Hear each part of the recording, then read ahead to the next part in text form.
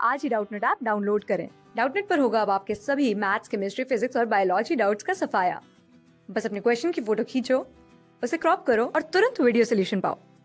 Download now.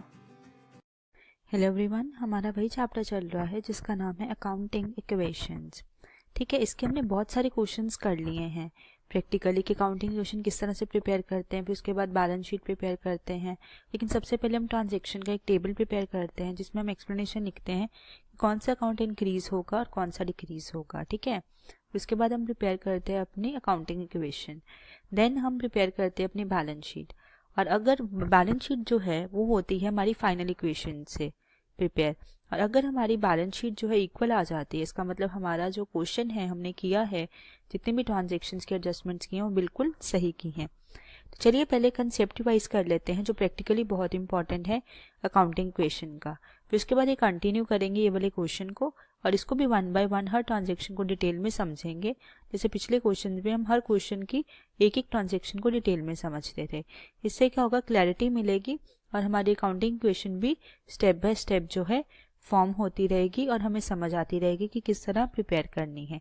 ठीक है, तो चलिए चलते हैं अपने कंसेप्ट्स की तरफ, जिसमें है कि अकाउंटिंग क्वेश्चन क्या होती है, assets is equals to liability plus capital. ये होती है हमारी अकाउंटिंग क्वेश्चन। देखा जाए तो ये कहाँ से डिराइव हुई है, कहाँ से कैसे बनी है, ये बनी है हमारी बैलेंस शीट से। बैलेंस शीट से क्यों, क्योंकि बैलेंस शीट में होते हैं, यहाँ ये वाली साइड होती है एसेट्स की, ये होती है लायबिलिटी प्लस कैपिटल की साइड। ठीक है, और ये हमेशा आती है इक्वल, इसमें कोई भी बैलेंसिंग फिगर जो है वो नहीं आती है। मतलब लायबिलिटी प्लस कैपिटल हमेशा इक्वल होनी चाहिए हमारी एसेट साइड के। ठीक है, इसीलिए ये अकाउंटिंग इक्वेशन जो है डिराइव हुई है हमारी बैलेंस शीट से। ठीक है, इसका मतलब ये हुआ कि हमारी बैलेंस शीट में अगर बैलेंसिंग फिगर आ रही है या डिफरेंस आ रहा है, उसका मतलब है हमारी जो फाइनेंशियल स्टेटमेंट्स हैं, जो है हमारी ट्रेडिंग एंड P&L अकाउंट, उसमें हमने कोई मिस्टेक की है या एरर किया है, जिसकी वजह से हमारी बैलेंस शीट जो है वो गलत आ रही है। ठीक है, इसका मतलब ये हुआ कि हमारी बैलेंस शीट को सही बनाने के लिए हमें हर फाइनेंशियल स्टेटमेंट को turn by turn correctly prepare करना पड़ेगा, सो दैट क्योंकि इसमें से हम अपना नेट प्रॉफिट या नेट लॉस जो है वो ट्रांसफर करते हैं किसमें, बैलेंस शीट में। ठीक है, तो इसका मतलब हुआ कि ये जो है क्रोनोलॉजिकल ऑर्डर में चलती हैं और सब फाइनेंशियल स्टेटमेंट्स का एक दूसरे के साथ जो होता है लिंक होता है। और एक और पॉइंट इम्पॉर्टेंट है कि बैलेंस शीट में सारी कैपिटल नेचर की आइटम्स आती हैं। ये मैं बहुत इंपॉर्टेंट टॉपिक है कैपिटल नेचर वाली आइटम्स, और मैं इन डिटेल में ये आपको कंसेप्चुअल वीडियोस में समझा चुकी हूँ कि कैपिटल नेचर की आइटम्स कौन सी होती हैं। ठीक है, चाहे वो रिसीट्स हों, चाहे वो हमारे एक्सपेंडिचर हों, वो किस में आएंगी, बैलेंस शीट में। और हमारी रेवेन्यू नेचर की आइटम्स जितनी भी हैं ट्रेडिंग ट्रायल बैलेंस में, वो किस में आती है, हमारी ट्रेडिंग एंड P&L अकाउंट में। ठीक है, चाहे वो हमारी रिसीट्स हों, चाहे वो हमारे एक्सपेंडिचर्स हों, वो आएंगे हमारे ट्रेडिंग एंड P&L अकाउंट में। ठीक है, आई होप सो ये क्लियर हो गया होगा। अब हम करते हैं डेफिनेशंस, रिवाइज करते हैं अपनी एसेट, लायबिलिटी और कैपिटल की। उसके थ्रू हमें समझ आएगा कि ये जितनी भी ट्रांजैक्शन है इनमें एसेट्स कौन से हैं, इनमें लायबिलिटीज कौन सी हैं और इनमें हमारी कैपिटल कौन सी है। ठीक है, तो एसेट्स क्या होते हैं, एसेट एक ऐसी वैल्यू होती है जिसको हमें फ्यूचर में बेनिफिट मिलेगा, लेकिन जिसकी हम पेमेंट कर चुके हैं या नियर बाय फ्यूचर में हम कर देंगे, वो क्या होते हैं, हमारे एसेट्स होते हैं। फॉर एग्जाम्पल, कोई भी मशीनरी हमने परचेज की अपने बिजनेस को रन करने के लिए, वो होगी हमारी एसेट। कोई भी फर्नीचर परचेज किया है हमने बिजनेस के लिए, वो होगी हमारी एसेट। आई होप आपको एसेट की डेफिनेशन जो है वो क्लियर हो गई होगी। एसेट एक ऐसी वैल्यू है जिसका हमें फ्यूचर में बेनिफिट मिलेगा, लेकिन हम पेमेंट जो है वो कर चुके हैं। इससे एसेट्स में इन्वॉल्व होता है हमारा एक प्रीपेड एक्सपेंस भी। ठीक है, ये मैं इसलिए करा रही हूँ क्योंकि इस टॉपिक में, इस क्वेश्चन में ये भी टॉपिक है कि प्रीपेड एक्सपेंसेस क्या हैं। तो हमारा प्रीपेड एक्सपेंस भी हमारा एक क्या होता है, एसेट होता है। अब ये क्वेश्चन राइज होता है कि प्रीपेड एक्सपेंस जो है रेवेन्यू नेचर का किस तरह से एसेट हो सकता है। ठीक है, ये रेवेन्यू नेचर वाली आइटम्स मैं दोबारा रिपीट करूंगी वो कैपिटल कंसेप्ट में, लेकिन यहाँ समझने की जरूरत है कि प्रीपेड एक्सपेंस जो है हमारा एसेट किस तरह है। मैंने क्या बताया है कि एसेट एक ऐसी वैल्यू है जिसकी हम पेमेंट कर चुके हैं, लेकिन बेनिफिट जो है फ्यूचर में मिलेगा।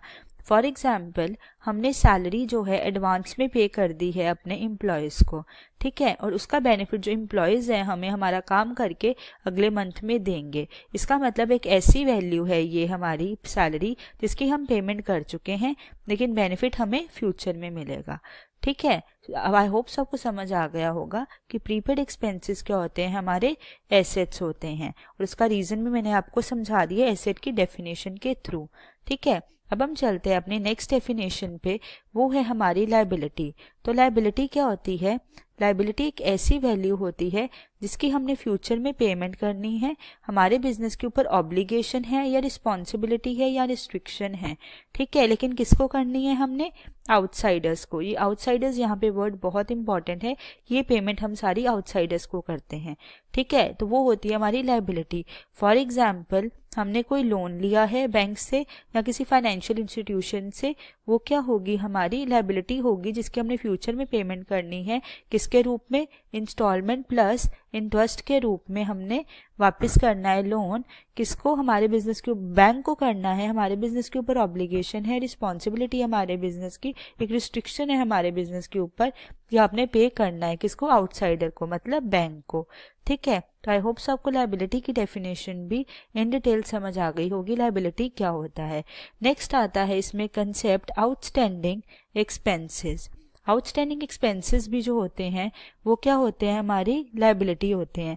अब क्वेश्चन अराइज होता है कि एक्सपेंस किस तरह से हमारी लायबिलिटी हो सकते हैं। तो जो आउटस्टैंडिंग एक्सपेंसेस हैं हमारी लायबिलिटी इस तरह से है क्योंकि इनकी जो है एक ऐसी, फॉर एग्जांपल, चलो एग्जांपल ले लेते हैं यहाँ पे। एग्जांपल, सैलरी आउटस्टैंडिंग है हमारी, हमने एम्प्लॉयज़ को सैलरी नहीं पे की, ठीक है, या डायरेक्टर को सैलरी नहीं दी, तो ये जो सैलरी है ये आउटस्टैंडिंग है। इसका मतलब एक ऐसी वैल्यू है जिसकी हमने फ्यूचर में पेमेंट करनी है किसको? अपने एम्प्लॉयज़ को, तो वो क्या होगी? आउटसाइडर। एम्प्लॉयज़ को करनी है, हमारे बिजनेस के ऊपर ऑब्लिगेशन है, रिस्पॉन्सिबिलिटी है, हमारे बिजनेस के ऊपर रिस्ट्रिक्शन है कि हमने वो पेमेंट करनी है अपने एम्प्लॉयज़ को। इसीलिए जो आउटस्टैंडिंग सैलरी है ये क्या होगी हमारी? ये होगी हमारी लायबिलिटी। और इस तरह के जितने भी एक्सपेंसेस है, चाहे आउटस्टैंडिंग रेंट है, आउटस्टैंडिंग कमीशन है, कुछ भी आउटस्टैंडिंग है हमारे ऊपर, या आउटस्टैंडिंग इंश्योरेंस क्लेम है अभी पे करना है हमने, कोई आउटस्टैंडिंग इंटरेस्ट है, तो डेफिनेटली वो क्या होगी? हमारी लायबिलिटी साइड पे शो होगी बैलेंस शीट में, ठीक है। आई होप सो ये कंसेप्ट आपको एसेट और लायबिलिटी का क्लियर हो गया है, और प्रैक्टिकली और क्लियर हो जाएगा जब प्रैक्टिकल हम इसके क्वेश्चन जो है सॉल्व करेंगे। नेक्स्ट आता है हमारा टॉपिक कैपिटल का। तो मैं इरेज कर देती हूँ सो दैट थोड़ा स्पेस हो जाए, और मैं आपको कैपिटल का टॉपिक, सिंस वो थोड़ा वास्ट है, तो वो मैं आपको समझा दूंगी इन डिटेल, क्योंकि उसमें कुछ इंक्लूजन्स भी होनी है, कुछ हमने डिडक्ट भी करना है। फिर समझ आएगा कि कैपिटल क्यों इतना इंपॉर्टेंट टॉपिक है। और कैपिटल अगर समझ आ जाएगा सो जो अकाउंटिंग इक्वेशन है वो बनाना हमारे लिए ईजी हो जाएगा, ठीक है। तो चलिए इन डिटेल समझते हैं अब थर्ड एस्पेक्ट को इसके अकाउंटिंग इक्वेशन के, उसका नाम है कैपिटल। अब कैपिटल, सबसे पहले हमारा क्वेश्चन अराइज होता है मीनिंग क्या है कैपिटल का? एक ऐसी वैल्यू जो हमने फ्यूचर में पे करनी है, हमारे बिजनेस के ऊपर ऑब्लिगेशन है, हमारे बिजनेस की रिस्पॉन्सिबिलिटी है, या हमारे बिजनेस की रिस्ट्रिक्शन है कोई, किसको पे करनी है? हमने ऑनर को। अब क्वेश्चन अराइज होता है कि ऑनर को क्यों पे करनी है? ऑनर तो मालिक है बिजनेस का, उसको क्यों वापस करना है? हमने कंसेप्ट किया था अकाउंटिंग प्रिंसिपल में सेपरेट लीगल आइडेंटिटी का, सेपरेट लीगल आइडेंटिटी का। इसका मतलब ये है कि हमारे बिजनेस की जो है आइडेंटिटी वो हमारे ऑनर से जो है वो डिफरेंट है, ठीक है, वो डिफरेंट है। इसका मतलब ये हुआ कि जब ऑनर कोई कैश लाएगा बिजनेस में, या कोई गुड्स लाएगा, या फिर कोई मशीनरी, कोई भी एसेट लाएगा, या एडिशनल कैपिटल भी लाएगा इन बिटवीन, वो क्या होगी? हमारे बिजनेस के ऊपर ऑब्लिगेशन होगी, रिस्पॉन्सिबिलिटी होगी हमारे बिजनेस की फ्यूचर में पे करने की। इसलिए जो कैपिटल है ये शो होती है लायबिलिटी साइड पे, क्योंकि सेपरेट लीगल आइडेंटिटी है हमारे बिजनेस की, और बिजनेस जो है वो बात करता है फाइनेंशियल स्टेटमेंट्स के थ्रू, ठीक है, फाइनेंशियल स्टेटमेंट्स के थ्रू। इसका मतलब ये हुई language of the business. Language of the business होती है हमारी सारी फाइनेंशियल स्टेटमेंट्स, चाहे वो P&L अकाउंट हो, चाहे वो बैलेंस शीट हो, चाहे वो कैश फ्लो स्टेटमेंट हो, या ट्रेडिंग एंड P&L अकाउंट हो, ठीक है। वो होती है हमारी सारी फाइनेंशियल स्टेटमेंट्स जो होती है लैंग्वेज ऑफ बिजनेस, जिसके थ्रू है बिजनेस जो है बिजनेस के यूजर्स जो हैं, चाहे वो एक्सटर्नल हैं चाहे वो इंटरनल हैं, वो सारे डिसीजंस लेते हैं इनके थ्रू। इसलिए कहा जाता है कि हमें अपनी फाइनेंशियल स्टेटमेंट्स जो हैं वो ट्रू एंड फेयर बनानी चाहिए। ठीक है, अगर ट्रू एंड फेयर होंगी तभी हमारा बिजनेस जो है ग्रो करेगा, ट्रू एंड फेयर होंगी तभी यूजर्स के डिसीजन जो है वो इफेक्टिव लिए जाएंगे। इसीलिए कैपिटल जो है हमारी लायबिलिटी होती है, क्योंकि ऑनर के ऊपर हम ऑनर को वापस करने की पैसे हमारी रिस्पॉन्सिबिलिटी है, हमारे ऊपर रिस्ट्रिक्शन है, हमारे ऊपर ऑब्लिगेशन है कि उनको पेमेंट टाइमली देनी है हमने। तब क्वेश्चन अराइज होता है कैपिटल में क्या एडिशन होगी क्या डिडक्शन होगी। कैपिटल में अगर देखा जाए हम ऐड करते हैं अपनी सारे प्रॉफिट्स जो हम अर्न करते हैं, ठीक है, ऑन गुड्स सेल करके, गुड्स को सेल करके। अब क्वेश्चन राइज होता है ये हम इनको क्यों देते हैं प्रॉफिट, कैपिटल में क्यों ऐड करते हैं। कैपिटल में इसीलिए ऐड करते हैं क्योंकि ये जो इन्वेस्टमेंट है कैपिटल की अमाउंट की, ये है ऑनर की हुई। तो डेफिनेटली जो इन्वेस्टमेंट करेगा उसी को हक है, उसी को राइट है प्रॉफिट लेने का। हाँ, कि प्रॉफिट भी मेरा हुआ क्योंकि मेरे पैसों से ही आपका बिजनेस जो है ग्रो कर रहा है। सो डेफिनेटली प्रॉफिट किसका होगा, ऑनर का होगा। ऑनर का होगा तो किस में ऐड होगा, हमारे कैपिटल में ऐड होगा। मतलब बिजनेस की ऑब्लिगेशन बढ़ जाएगी कैपिटल के साथ साथ ऑनर को प्रॉफिट भी वापस करने की, क्योंकि उसी को पैसे को इन्वेस्ट करके बिजनेस जो है ग्रो कर रहा है, बिजनेस जो है डेवलप हो रहा है, बिजनेस जो है वास्ट हो रहा है, एक्सपैंड हो रहा है।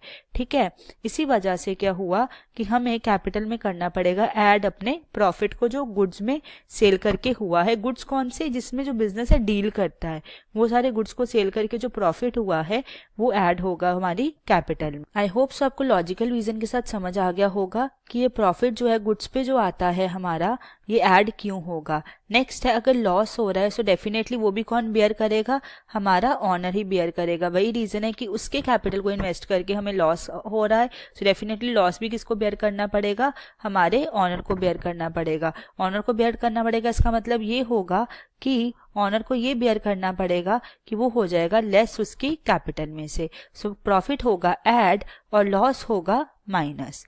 ठीक है, आई होप सो ये आपको कंसेप्ट लॉस और प्रॉफिट का समझ आ गया होगा कि क्यों ऐड होगा प्रॉफिट और माइनस क्यों होगा लॉस। अब हम समझते हैं कैपिटल का नेक्स्ट कंसेप्ट जो है हमारा पर्सनल यूज के लिए जो एसेट्स जो है ऑनर लेकर जाता है, तो उसका क्या हमारा कैपिटल के ऊपर इफेक्ट पड़ता है वो समझते हैं। ठीक है, वो समझ आ जाएगा, फिर उसके बाद हम करेंगे रेवेन्यू नेचर की आइटम्स हमने किस तरह से एडजस्ट करनी है अपनी, वो समझने के बाद फिर हमारे कैपिटल का कंसेप्ट जो है ऑलमोस्ट खत्म हो जाएगा।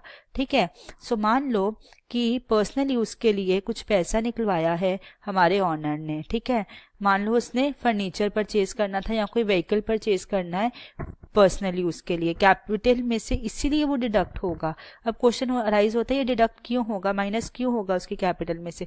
कैपिटल क्या है, मैंने बताया कैपिटल एक ऐसी वैल्यू है जो फ्यूचर में हमने पे करनी है अपने ऑनर को वापस। हमारे बिजनेस के ऊपर ऑब्लिगेशन है, रिस्पॉन्सिबिलिटी है, सेपरेट लीगल आइडेंटिटी होने के कारण, प्रिंसिपल होने के कारण हमारे बिजनेस के ऊपर ऑब्लिगेशन है, कैपिटल जो है हमने वापस करनी है अपने ऑनर को।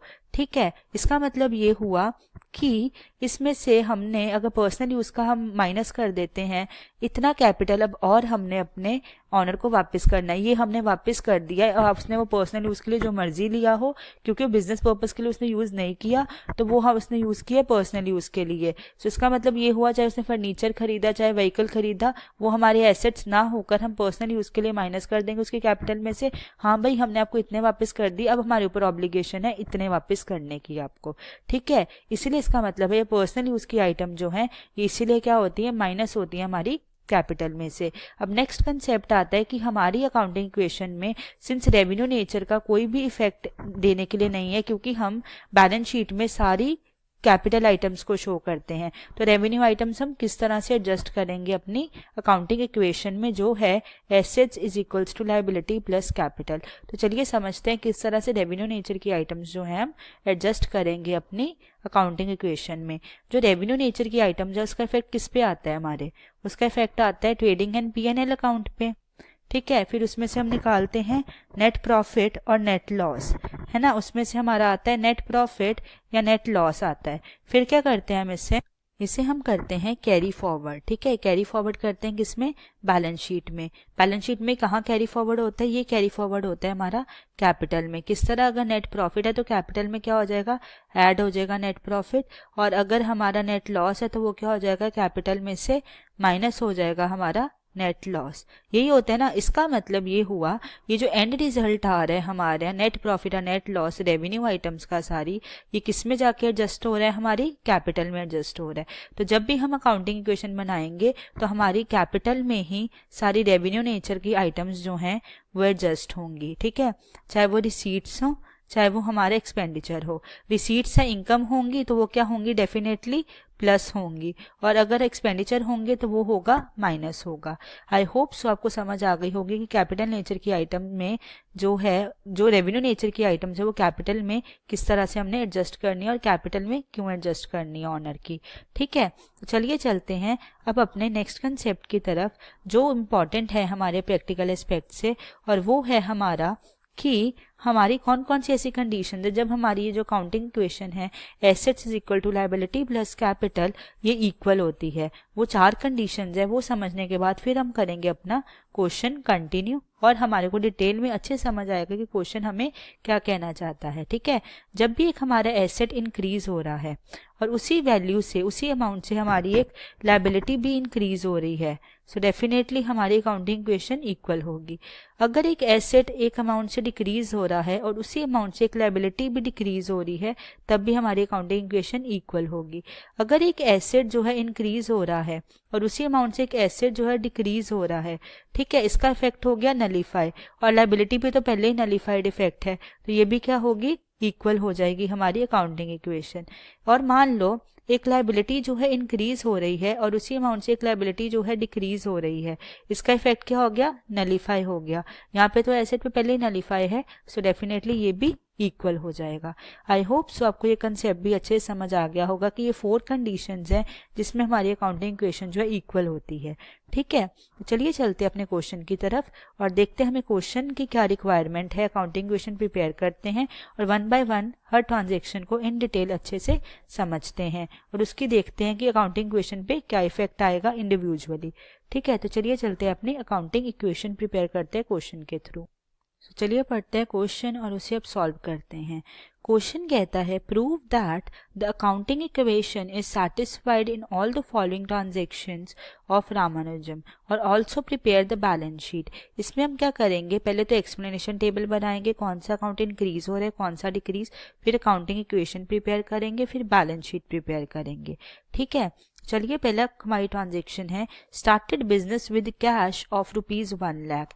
बिजनेस हमने स्टार्ट किया है, किसने, राजा राम ने, किस अमाउंट से, 1,20,000 से, मतलब 1,20,000 बिजनेस में लाया है। डेफिनेटली कैश लाया है तो कैश क्या होगा, हमारा इंक्रीज होगा। ये हमारी फर्स्ट ट्रांजेक्शन है, किस अमाउंट से इंक्रीज होगा, 1,20,000 से हमारा कैश जो है वो इंक्रीज होगा। और डेफिनेटली कौन लाया है, ऑनर लाया है। सो बिजनेस के ऊपर क्या आ गई, एक लायबिलिटी भी आ गई उसको वापस करने की।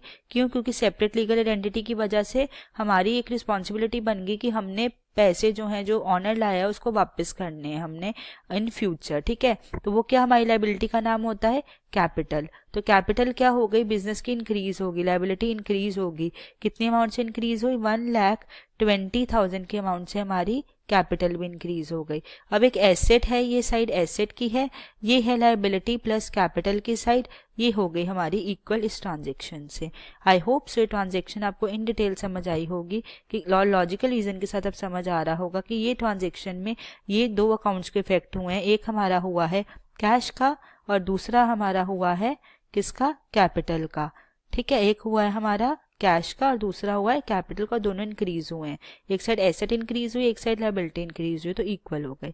नेक्स्ट हमारी ट्रांजेक्शन है purchased a typewriter for cash for ₹8,000 for office use. साफ लिखा है कि ऑफिस यूज के लिए किया है, मतलब ये है कि बिजनेस पर्पस के लिए यूज हुआ है। सो डेफिनेटली ये क्या होगा, हमारा एसेट होगा। क्यों, एक एसेट एक ऐसी वैल्यू होती है जो फ्यूचर में बेनिफिट देती है बिजनेस को ग्रो करने। डेफिनेटली टाइपराइटर इनडायरेक्टली हमारे बिजनेस को इंक्रीज करेगा, ग्रो करेगा। सो ये क्या हुआ, हमारा एक एसेट हुआ। सो देखते हैं इस ट्रांजेक्शन का क्या इफेक्ट होता है हमारी अकाउंटिंग इक्वेशन पे। ठीक है, परचेज किया है, डेफिनेटली कैश हाथ से गया होगा हमारे, मतलब हमने पेमेंट की होगी कैश में। ठीक, सो ये है हमारी सेकेंड ट्रांजेक्शन। ये कहती है कि हमने परचेज किया टाइपराइटर, परचेज किया, कैश गया, कैश हमारा हाथ से गया, सो डेफिनेटली कैश क्या हुआ, डिक्रीज हुआ। कितने अमाउंट से डिक्रीज हुआ, 8000 के अमाउंट से हमारा कैश जो है डिक्रीज हुआ है। और हमने परचेज क्या किया, टाइपराइटर जो है एक एसेट हमारा। ठीक है, तो वो हमारा इंक्रीज हो गया है, वो हो गया टाइपराइटर। टाइपराइटर एक हमारा एसेट है और एसेट की वैल्यू है हमारी 8000, तो उससे हमारा इंक्रीज हो गया ये टाइपराइटर की अमाउंट। मैंने ये हो गया हमारा इंक्रीज, एक एसेट, एक हो गया डिक्रीज। सो ये इसका नलीफाई इफेक्ट हो गया एसेट साइड पे, लायबिलिटी साइड पे तो पहले ही नलीफाइड इफेक्ट है, तो ये 0 हो गया, इज इक्वल्स टू 0। ये होगी हमारी इक्वेशन मैच। ठीक है, और एसेट की मैंने जो डेफिनेशन है पहले ही समझा दी है कि एसेट की डेफिनेशन क्या होती है, और उसके थ्रू फिर मैंने टाइपराइटर को आपको बताया कि ये हमारा क्या है, एक एसेट है। आई होप सो आपको सेकंड ट्रांजेक्शन भी पर्टिकुलरली समझ आ गई होगी कि किस तरह उसकी पोस्टिंग या रिकॉर्ड हमने करना है। और जब मैं रिकॉर्ड करूंगी तब भी आपको एक बार रिव्यू करवा दूंगी प्रिसाइज में, सो दैट आपकी डबल रिवीजन हो जाएगी। ठीक है, अब चलते हैं अपनी थर्ड ट्रांजेक्शन पे। थर्ड ट्रांजेक्शन कहती है goods purchased for ₹50,000 for cash. हमने कैश परचेजेस की हैं, किसकी, गुड्स की हैं कैश परचेजेस। तो क्या इफेक्ट होगा हमारा इसका इफेक्ट होगा हमारा, परचेजेस की हैं कैश की, सो डेफिनेटली कैश पेमेंट की होगी, तो कैश क्या होगा, डिक्रीज होगा। कितने अमाउंट से डिक्रीज हुआ, 50,000 के अमाउंट से हमने की है परचेजेस, तो 50,000 से। एक हमारा एसेट इंक्रीज होगा, उसका नाम होगा स्टॉक, क्योंकि गोडाउन में स्टॉक आया है, स्टॉक क्या होगा, इंक्रीज होगा। गुड्स जो आते हैं उनको कहते हैं स्टॉक आया है हमारे गोडाउन में जिसमें हम डील करते हैं, तो डेफिनेटली स्टॉक क्या होगा, इंक्रीज होगा। किस अमाउंट से इंक्रीज होगा, 50,000 के अमाउंट से एक एसेट इंक्रीज होगा स्टॉक के नाम से, और एक एसेट हमारा कैश डिक्रीज होगा। इसका इफेक्ट क्या हुआ, नलीफाई हो गया एसेट वाली साइड पे। ठीक है, और लायबिलिटी वाली साइड पे तो कोई इफेक्ट है ही नहीं इस ट्रांजेक्शन का, सो डेफिनेटली इधर नील है और इधर भी क्या हो गया, 0 हो गया। आई होप सो ये ट्रांजेक्शन आपको अच्छे समझ आई होगी कि किस तरह इसका इफेक्ट भी थर्ड ट्रांजेक्शन का जो है हमने डाला है अपनी अकाउंटिंग इक्वेशन में एक पर्टिकुलरली। ठीक है, समराइज्ड फॉर्म में हम नीचे प्रॉपरली करेंगे उसे। नेक्स्ट है हमारा purchase goods for ₹40,000 on credit. अब हमने ऊपर क्या किया था, कैश में परचेजेस की थी। फिफ्थ ट्रांजेक्शन में चेंज ये है कि हमने क्रेडिट परचेजेस की हैं। क्या परचेजेस की हैं, क्रेडिट परचेजेस की हैं कि हम आपको पैसे जो है बाद में दे देंगे। सो डेफिनेटली ये क्या होगी, हमारी लायबिलिटी होगी। लायबिलिटी की डेफिनेशन क्या थी, एक ऐसी वैल्यू जो हमने फ्यूचर में पे करनी है, हमारे बिजनेस के ऊपर एक ऑब्लिगेशन है, रिस्पॉन्सिबिलिटी है या रिस्ट्रिक्शन है। ठीक है, इसका मतलब हुआ हमने परचेज की क्रेडिट में, हमने प्रॉमिस उन्हें किया कि हम आपको फ्यूचर में पेमेंट कर देंगे, सो डेफिनेटली एक लायबिलिटी इंक्रीज हो गई हमारी। और ये जो है देखते हैं इसका इफेक्ट जो है इस ट्रांजेक्शन का पर्टिकुलरली किस तरह से आता है। चलिए चलते हैं अपनी फोर्थ ट्रांजेक्शन को करते हैं यहाँ पे, और ये है हमारी फोर्थ ट्रांजेक्शन। हमने परचेजेस की हैं, डेफिनेटली किसकी की हैं, गुड्स की हैं, तो हमारा स्टॉक जो है इंक्रीज हो गया, गोडाउन में आया होगा। किस अमाउंट से हमने परचेजेस की हैं, क्रेडिट पे, वो की हैं हमने 40,000 की, तो स्टॉक हमारा 40,000 से जो है वो इंक्रीज हो गया। लेकिन ये हमने क्रेडिट परचेजेस की हैं, मतलब हमारे ऊपर एक लायबिलिटी आ गई, हमें फ्यूचर में पेमेंट करनी है, और उस लायबिलिटी का नाम है क्रेडिटर्स। उस लायबिलिटी का नाम क्या है, क्रेडिटर्स। वो हो गए इंक्रीज, किस अमाउंट से इंक्रीज हुए, 40,000 के अमाउंट से, क्योंकि हमें उन्हें क्या करनी है, पेमेंट करनी है। इससे क्या हुआ, ये हमारी एसेट साइड है, ये हमारी लायबिलिटी प्लस कैपिटल है, तो ये हो गई हमारी इक्वल। ठीक है, आई होप सबको समझ आ गया होगा किस तरह से इक्वल हुई है और इस ट्रांजेक्शन का क्या इफेक्ट पड़ा है हमारी अकाउंटिंग इक्वेशन पे। ठीक है, अब चलते हैं अपनी नेक्स्ट ट्रांजेक्शन की तरफ जो है हमारी फिफ्थ ट्रांजेक्शन। ये समझना ज़रूरी है, ये थोड़ी कॉम्प्लिकेटेड ट्रांजेक्शन है, उसके बाद आपको समझ आ जाएगी, क्योंकि इसमें कुछ प्रॉफिट या लॉस की अमाउंट है और उसको हम एडजस्ट करेंगे, फिर उसके बाद आपका ट्रांजेक्शन जो है ईजी लगनी शुरू हो जाएगी। ठीक है, तो फिफ्थ ट्रांजेक्शन कहती है कि गुड्स कॉस्टिंग 60,000, जिनकी कॉस्ट 60,000 है, मतलब हमारे गोडाउन में से 60,000 के गुड्स हैं जो सोल्ड फॉर 80,000, हमने 80,000 के बेचे हैं, लेकिन कैश पे ना बेचते हुए हमने क्रेडिट पे सेल की है। ये होगी हमारी क्रेडिट सेल्स। ऊपर थी परचेजेस, ये क्रेडिट सेल हो गई, मतलब कि हमें उम्मीद है कि फ्यूचर में क्या करेंगे, हमें पे करेंगे। ठीक है, पेमेंट करेंगे, हमें बेनिफिट देंगे, तो ये क्या हो गया, हमारा एक तरह से एसेट हो गया। एसेट क्या है? एक ऐसी वैल्यू जिसपे हमें पता है कि हमें फ्यूचर में बेनिफिट मिलेगा, फ्यूचर में पेमेंट मिलेगी उसकी डेफिनेटली, तो वो क्या हो गए? हमारे एसेट्स हो गए। ठीक है, तो चलिए देखते हैं। हमारे गोडाउन में गुड्स थे 60,000 के, लेकिन हमने सेल किए हैं वो 80,000 के। कितने उसका सीपी था? 60,000, यानी गोडाउन से हमने 60,000 के निकाल ले। सो डेफिनेटली हमारा प्रॉफिट कितने का हुआ? 20,000 का हुआ। ये जो 20,000 का ये फिफ्थ ट्रांजेक्शन है, जो 20,000 का प्रॉफिट हुआ, इसका मतलब ये है कि ये हमने एडजस्ट करना है किसमें? कैपिटल में। और उसका रीजन मैं आपको बता चुकी हूँ कि कैपिटल में प्रॉफिट इसलिए एडजस्ट होता है क्योंकि अगर हमारा ऑनर जो है पैसे जो लगा रहा है 1,20,000, उसी को इन्वेस्टमेंट करते हुए हमने गुड्स परचेज किए, सेल किए, सो डेफिनेटली प्रॉफिट पे भी किसका राइट है? हमारे ऑनर का राइट है। सो ये जो प्रॉफिट की एडजस्टमेंट है ये किसमें होगी? हमारे कैपिटल में होगी। तो चलिए देखते हैं किस तरह से इसकी एडजस्टमेंट होगी हमारी फिफ्थ ट्रांजेक्शन की। ठीक है, पहले फिफ्थ ट्रांजेक्शन की एडजस्टमेंट देख लेते हैं सो दैट हमें समझ आ जाए। ये 20,000 का प्रॉफिट तो समझ आ गया है, हमने किस में एडजस्ट करना है? ये हमने करना है अपने कैपिटल में एडजस्ट। बाकी ट्रांजेक्शन की इफेक्ट जो है हम यहाँ पर देख लेते हैं। ठीक है, ये है फिफ्थ ट्रांजेक्शन। फिफ्थ ट्रांजेक्शन में था कि हमने स्टॉक जो है सेल किया है। तो स्टॉक का मतलब है कि हमारा स्टॉक जो है डिक्रीज हुआ है। किस अमाउंट से सेल किया है वो नहीं देखना है, हमारे गोडाउन से कितने का निकला है वो देखना है। मतलब कि 60,000 का स्टॉक जो है हमारा लेस हुआ है, जो हमारा कॉस्ट प्राइस है। ठीक है, हमने सेल कितने पे किया है? वो हमने सेल किया 80,000 पे, लेकिन क्या क्रेडिट पे किया है, कैश पे नहीं किया। सो डेफिनेटली हमारे वो हो गए डेटर्स की हमें उम्मीद है फ्यूचर में हमें पेमेंट देंगे, तो वो क्या हो गए? हमारे एसेट्स हो गए। किस अमाउंट से इंक्रीज हुए? 80,000 के अमाउंट से, क्योंकि पेमेंट तो उनसे 80,000 की मिलनी है ना, हमें उम्मीद है कि 80,000 की देंगे। और हमारी लायबिलिटी साइड पे हमारी कैपिटल जो है वो इंक्रीज हो गई है, हमारे ऊपर एक ऑब्लिगेशन आ गई है कि हमें कैपिटल अमाउंट के साथ साथ अब हमने ऑनर को उसका प्रॉफिट भी देना है। सो वो कितने का आया है प्रॉफिट? वो आया है हमारे 20,000 का प्रॉफिट आया है। ठीक है, तो ये होगी हमारी उस ट्रांजेक्शन की एडजस्टमेंट। प्रॉपर एडजस्टमेंट इस तरह से होगी उस पर्टिकुलर ट्रांजेक्शन की। तो अगर हम देखें 80,000 प्लस माइनस 60,000 वो होता है हमारा 20,000 अगर नेट इफेक्ट देखें। और कैपिटल जो मतलब लायबिलिटी साइड है, लायबिलिटी प्लस कैपिटल साइड है, ये हमारी एसेट साइड है, तो इक्वल होनी चाहिए। तो इक्वल हो रही है हमारी 20,000 के अकॉर्डिंग ही। ठीक है, तो इसका मतलब हुआ ये फिफ्थ ट्रांजेक्शन भी जो है हमने बिल्कुल सही की है। इस ट्रांजेक्शन का इफेक्ट भी हमने बिल्कुल एप्रोप्रिएट डाला है अपनी अकाउंटिंग इक्वेशन पे। आई होप सो जो फिफ्थ ट्रांजेक्शन थी जो थोड़ी कॉम्प्लिकेटेड थी, आपको इन डिटेल समझ आ गई होगी। ठीक है, नेक्स्ट है हमारा paid for rent ₹1,500 and for salaries 2,000। ये क्या है? हमारी रेवेन्यू आइटम्स हैं। ये क्या है? हमारी रेवेन्यू आइटम्स है जो हम पीएनएल में शो करते हैं। और मैंने आपको क्या बताया था कंसेप्ट समझाते हुए कि रेवेन्यू आइटम जो पीएनएल में शो होता है उसका नेट इफेक्ट किस में आता है? हमारी बैलेंस शीट में। बैलेंस शीट में किस में? कैपिटल में। इसका मतलब है इनडायरेक्टली हमारी सारी रेवेन्यू नेचर का आइटम्स का इफेक्ट जो आता है कैपिटल में आता है। सो यहाँ पर भी अकाउंटिंग इक्वेशन प्रिपेयर करते हुए हम रेवेन्यू नेचर का इफेक्ट किस में डालेंगे? कैपिटल में डालेंगे। और ये क्या हमारे एक्सपेंडिचर है? रेवेन्यू, सैलरी पेमेंट और रेंट की पेमेंट। इसका मतलब है पहला इफेक्ट तो ये आएगा हमारा जो सिक्स्थ आइटम का है कि जो हमारी कैपिटल है वो एक तो डिक्रीज होगी हमारी 1,500 से, क्यों? क्योंकि हमने रेंट की पेमेंट की है। और दूसरी होगी डिक्रीज हमारी 2,000 से, क्योंकि हमने सैलरीज की पेमेंट की है। सिंस पेमेंट की है इसका मतलब कैश में पेमेंट की होगी डेफिनेटली, ये सैलरीज और ये रेंट की, है ना। तो इसका इफेक्ट कहाँ पे आएगा? हमारे कैश में आएगा। किस तरह से आएगा? यहाँ पे कैपिटल डिक्रीज हो रही है और इस साइड होगा हमारा कैश डिक्रीज। किस अमाउंट से? 1,500 की अमाउंट से और 2,000 की अमाउंट से डिक्रीज होगा।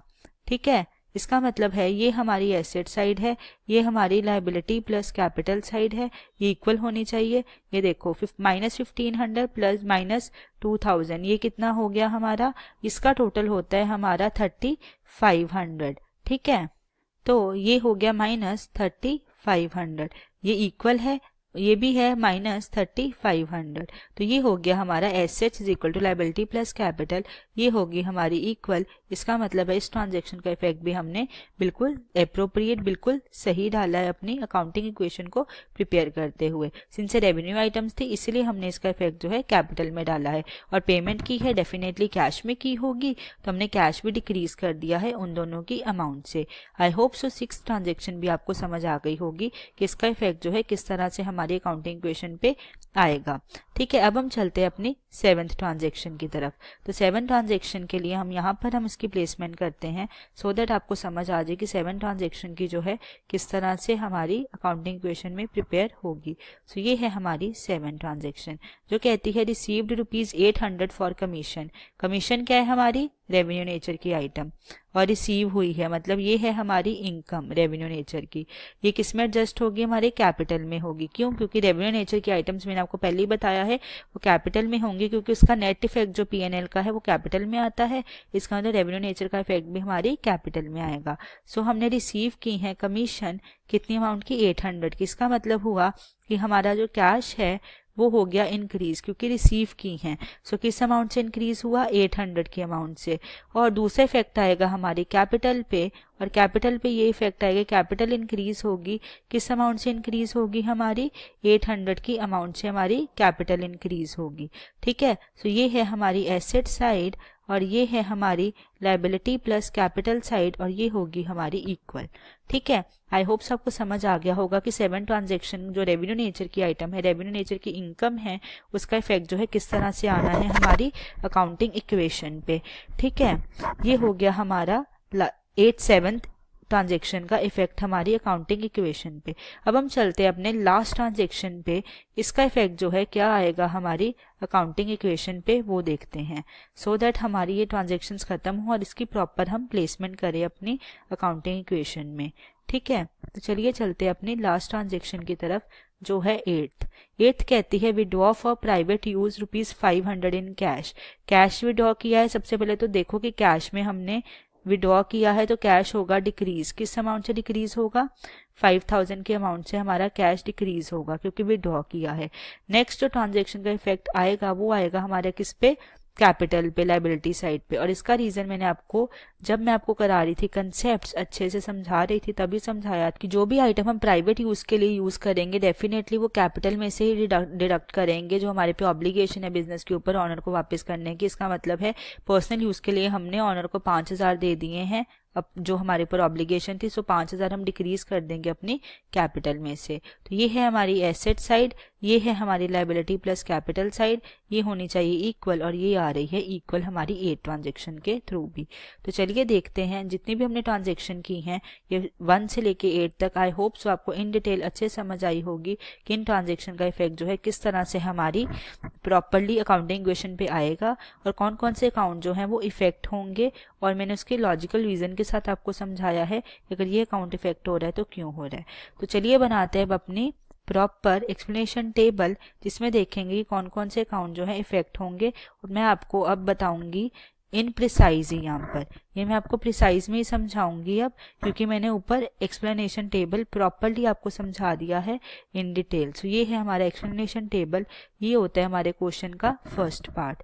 ठीक है, तो चलिए देखते हैं कौन ये होंगी। सबसे पहले यहाँ लिखेंगे हम ट्रांजेक्शन्स, फिर लिखेंगे अकाउंट्स इफेक्टेड कौन कौन से हैं, यहाँ लिखेंगे एसेट्स, यहाँ लिखेंगे लायबिलिटीज एंड कैपिटल।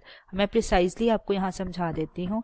पहले है started business with cash, business किया स्टार्ट हमने कैश के साथ। राजा जो ऑनर था इसका उसने किसके साथ स्टार्ट किया?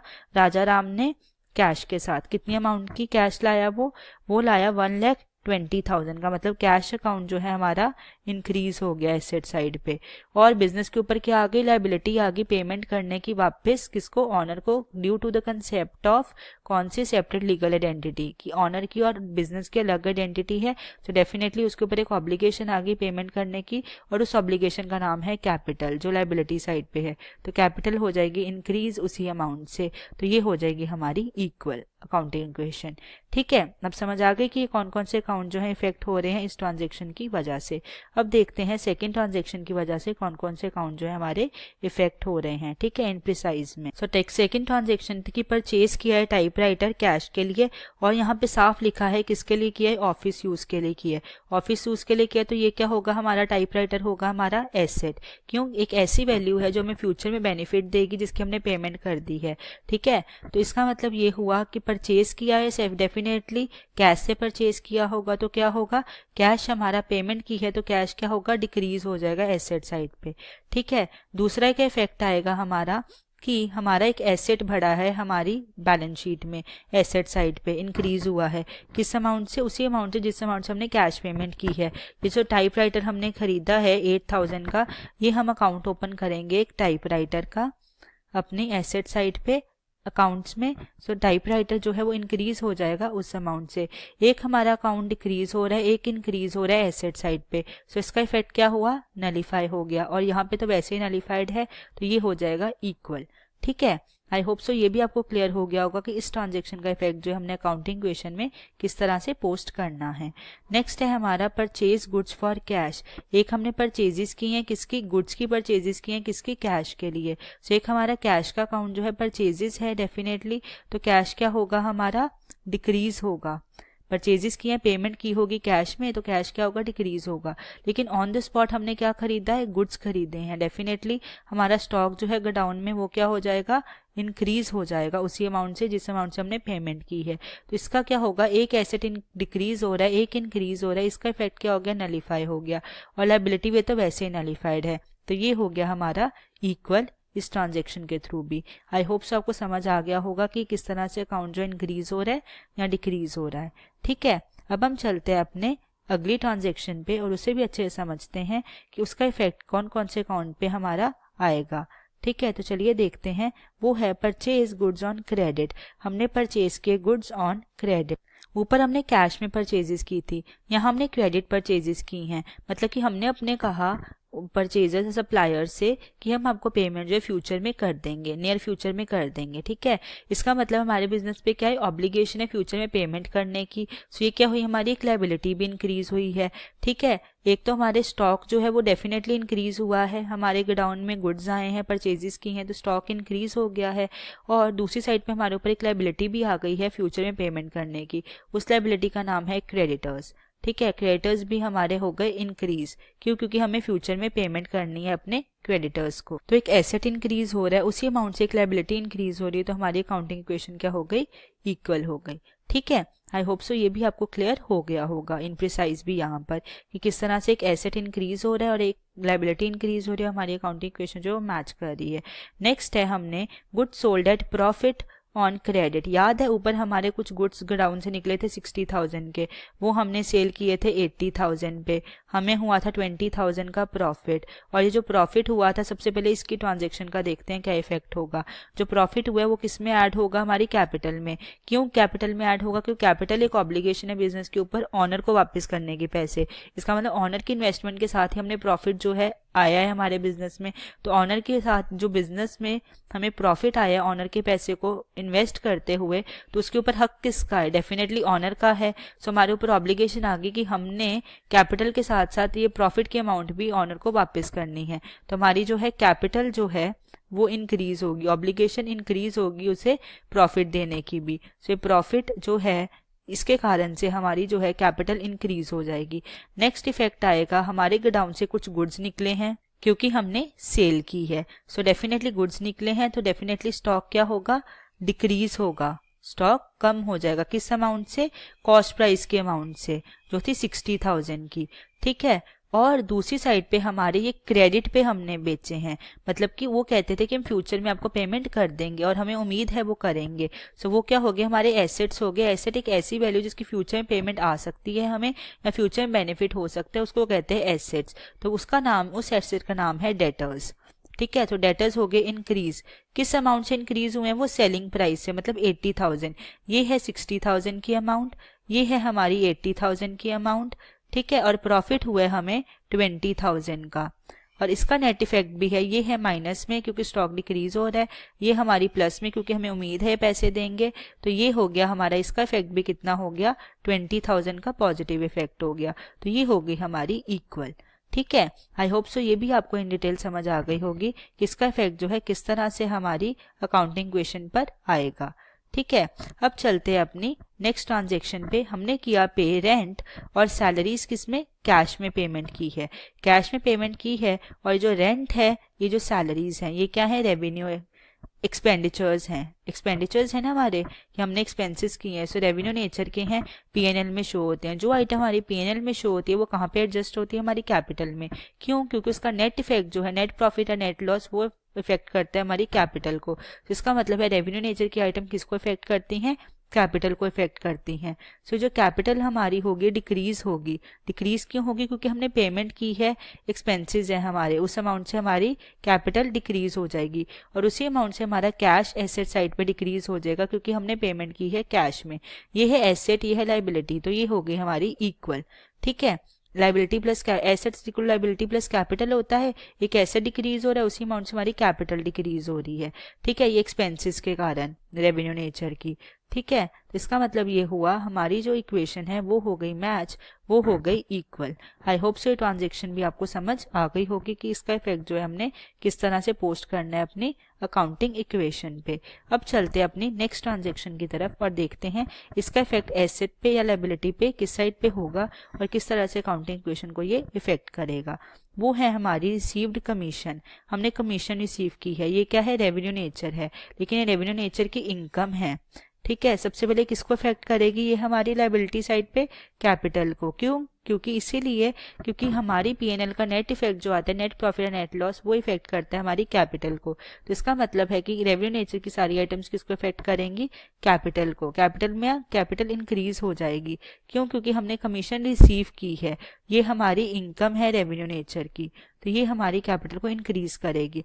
अब रिसीव की है, कैश में रिसीव की होगी, तो एसेट साइड पे कैश भी क्या हो जाएगा, इंक्रीज हो जाएगा उसी अमाउंट से जिस अमाउंट की हमने इनकम जो है वो रिसीव की है। तो इससे क्या होगा, ये है हमारी एसेट, ये लायबिलिटी प्लस कैपिटल है, तो ये हो जाएगी इक्वल। ठीक है, आई होप सो ये ट्रांजेक्शन भी आपको अच्छे से समझ आ गई होगी कि हमने किस तरह से इसका इफेक्ट जो है पोस्ट करना है अपनी अकाउंटिंग इक्वेशन में। ठीक है, अब चलते हैं अपनी नेक्स्ट ट्रांजेक्शन की तरफ। सो नेक्स्ट ट्रांजेक्शन है हमारी withdraw for private use in cash. ये हमने प्राइवेट यूज के लिए कुछ विड्रॉल किया है कैश का। सो सबसे पहली बात तो कैश से विड्रॉल किया है तो कैश क्या होगा, हमारा डिक्रीज होगा क्योंकि विड्रॉ किया है। दूसरा, हमारा जब प्राइवेट यूज के लिए मैंने बताया था कंसेप्ट्स में, जब भी प्राइवेट यूज के लिए हम यूज करते हैं तो कैपिटल को क्या करते हैं, डिडक्ट करते हैं, कैपिटल में से डिडक्ट करते हैं, मतलब कैपिटल को उसी अमाउंट से हम डिक्रीज करते हैं क्योंकि ये बिजनेस के ऊपर एक ऑब्लिगेशन है किसको पे करने की, ऑनर को पे करने की, सेपरेट लीगल आइडेंटिटी की वजह से। इसका मतलब ये हुआ कि हमने ऑनर को इतने पैसे दे दिए कि पर्सनली उसके लिए यूज कर लो, उतनी हमारी ऑब्लिगेशन कम हो गई है। अब हमें उसका बैलेंस अमाउंट ही देना है, वो पर्सनली यूज के लिए जो पैसे दिए वो हम डिडक्ट कर देंगे कैपिटल में से। ठीक है, तो एक एसेट डिक्रीज हुआ, एक साइड पे लायबिलिटी की साइड पे कैपिटल डिक्रीज हुई, तो डेफिनेटली इक्वल हुए क्योंकि उसी अमाउंट से एक एसेट इंक्रीज हुआ और दूसरी साइड पे लायबिलिटी प्लस कैपिटल साइड पे हमारी कैपिटल उसी अमाउंट से डिक्रीज हुई है। ठीक है, इसका मतलब ये हुआ कि ये हमारी ट्रांजेक्शन के थ्रू भी हमारे जो है अकाउंटिंग इक्वेशन जो है वो इक्वल हो गई है। सो आई होप सो ये जो टेबल है, जो एक्सप्लेनेशन टेबल है, आपको प्रिसाइजली समझ आया होगा कि हमने कौन से अकाउंट में क्या क्या इफेक्ट डालना है। ठीक है, ये हमारा है एक्सप्लेनेशन टेबल। अब चलते हैं अपने फाइनल सोल्यूशन की तरफ। जो सेकंड पार्ट है इसका, ये हमारे फाइनल सोल्यूशन का फर्स्ट पार्ट था। अब चलते हैं अपने फाइनल सोल्यूशन के सेकंड पार्ट पे, जो है हमारी अकाउंटिंग इक्वेशन। अब वो फॉर्म करते हैं, ये हमारे क्वेश्चन का क्या है, सेकंड पार्ट है, अकाउंटिंग इक्वेशन प्रिपेयर करना। ठीक है, अकाउंटिंग इक्वेशन क्या होती है हमारी, assets is equals to liability plus capital. यही लिखा है, इधर लिखा है एसेट्स, इधर लिखा है is equals to liability plus capital, और ये सारी ट्रांजेक्शन्स लिखी हैं जिसके थ्रू हमारे इफेक्ट आएंगे हमारी सारी अकाउंटिंग इक्वेशन पे। तो चलिए स्टार्ट करते हैं प्रिपेयर करना अपनी अकाउंटिंग इक्वेशन को। अब पहली ट्रांजेक्शन थी कि राजा राम जो था स्टार्ट किया था उसने बिजनेस कैश के साथ, मतलब ऑनर लाया था पैसे, कैश लाया था, डेफिनेटली कैश लाया था, तो कैश क्या हो गया, इंक्रीज। किस अमाउंट से लाया था, वो 1,20,000 से। ये टेबल समझना बहुत ज़रूरी है, मैं प्रिसाइजली आपको समझाऊंगी, यही हमारे फाइनल रिजल्ट तक हमें लेकर जाएगा। ठीक है, अब ऊपर तो मैंने इंडिविजुअल ट्रांजेक्शन समझाई है, लेकिन यहाँ पे हमारी फाइनल इक्वेशन प्रिपेयर होगी। तो इसे बहुत ध्यान से समझना कि क्यों प्लस हो रही है और क्यों माइनस हो रही है, मैं साथ साथ दोबारा से बताती जाऊंगी। ठीक है, तो चलिए बढ़ते हैं अपने क्वेश्चन के आंसर की तरफ। अब started business with cash, cash के साथ स्टार्ट किया तो कैश क्या हुआ हमारा, इंक्रीज हुआ। 1,20,000 से हमारा कैश जो है इंक्रीज हुआ। और बिजनेस के ऊपर साथ ही क्या आ गई, ऑब्लिगेशन आ गई, पेमेंट वापस करने की, किसको, ऑनर को। क्यों, क्योंकि सेपरेट लीगल आइडेंटिटी है बिजनेस की और ऑनर की। तो इसका मतलब है बिजनेस के ऊपर एक ऑब्लिगेशन है, रिस्पॉन्सिबिलिटी है, रिस्ट्रिक्शन है पेमेंट करने की, और उस लायबिलिटी का नाम क्या है, कैपिटल। तो कैपिटल क्या होगी हमारी, इंक्रीज होगी। किस अमाउंट से, 1,20,000 के अमाउंट से हमारी कैपिटल भी इंक्रीज होगी। और बाकी अकाउंट्स पे इस ट्रांजेक्शन का कोई इफेक्ट नहीं है, वो अभी नलीफाई इफेक्ट है। तो इसका मतलब हुआ कि हमारी ट्रांजेक्शन के थ्रू हमारी जो इक्वेशन प्रिपेयर हुई है, वो क्या इक्वेशन प्रिपेयर हुई है हमारी, वो हुई है कैश हमारा इंक्रीज हो गया है। किस अमाउंट से इंक्रीज हुआ है, 1,20,000 से हमारा कैश इंक्रीज हो गया है। ठीक है, नेक्स्ट है हमारा, ये है 1,20,000। मैं दोबारा से प्रॉपर लिख देती हूँ सो दैट कोई प्रॉब्लम ना आए। तो ये है हमारा 1,20,000 के अमाउंट से हमारा कैश जो है वो इंक्रीज हो गया है, और हमारी लायबिलिटी साइड पे कैपिटल की अमाउंट इंक्रीज हो गई है, जो हमें फ्यूचर में पे करनी है अपने ऑनर को, 1,20,000। सो ये हो गई इक्वल ट्रांजेक्शन, दोनों साइड्स पे 1,20,000 का ही इफेक्ट है। ठीक है, तो आई होप सो ये क्लियर हो गया होगा। फर्स्ट ट्रांजेक्शन आपको समझ आ गई होगी कि पोस्टिंग जो है हमने किस तरह से फर्स्ट ट्रांजेक्शन की है। नेक्स्ट है हमारी, नेक्स्ट ट्रांजेक्शन है वो हमने किया था purchase typewriter for office use. Office use के लिए किया है, डेफिनेटली क्या हुआ हमारा, एसेट हुआ। क्यों, एक एसेट एक ऐसी वैल्यू है जिसकी हमने फ्यूचर में पेमेंट कर दी है या करनी है, और हमें फ्यूचर में उसके बेनिफिट जो है वो मिलेगा। सो डेफिनेटली फ्यूचर में हमारे बिजनेस को बेनिफिट मिलेगा टाइपराइटर से। ठीक है, तो इसका मतलब वो क्या हुआ, हमारा एसेट हुआ। तो पेमेंट की है हमने, परचेज किया तो पेमेंट की होगी, इसका मतलब हमारा कैश जो है वो डिक्रीज हुआ होगा। जिस अमाउंट से हमने परचेज किया है वो है हमारा 8,000 का, हमारा कैश जो है वो डिक्रीज हुआ होगा। और हमारा एक अकाउंट हमारे एसेट साइड पे ओपन हो जाएगा टाइपराइटर के नाम से। ठीक है, वो होगा 8,000 का। तो बाकी अकाउंट पे कोई इफेक्ट नहीं है, इसका कोई नलीफाई इफेक्ट है। ठीक है, तो चलिए देखते हैं कि इसका इंडिविजुअल इफेक्ट तो सेम आ गया, एसेट साइड पे नील है और उस साइड पे भी नील है। अब देखते हैं हमारी फाइनल न्यू इक्वेशन क्या बनती है। सो ये हमारी है अब न्यू इक्वेशन जो प्रिपेयर हो रही है। ठीक है, तो न्यू इक्वेशन हमारी होगी कि कैश हमारा हो गया डिक्रीज 8,000 से, क्योंकि हमने पेमेंट की है कैश में टाइपराइटर को परचेज करने में। तो कैश हो गया हमारा 1,12,000 का कैश हो गया। ठीक है, और हमारा एक अकाउंट ओपन हो गया है एसेट साइड पे 8,000 का टाइपराइटर का। बाकी अकाउंट्स जो है अभी ओपन नहीं हुए हैं, और ये है अभी भी यहाँ पर भी ये अकाउंट भी ओपन नहीं हुआ है, और हमारा कैपिटल जो है वो 1,20,000 की है।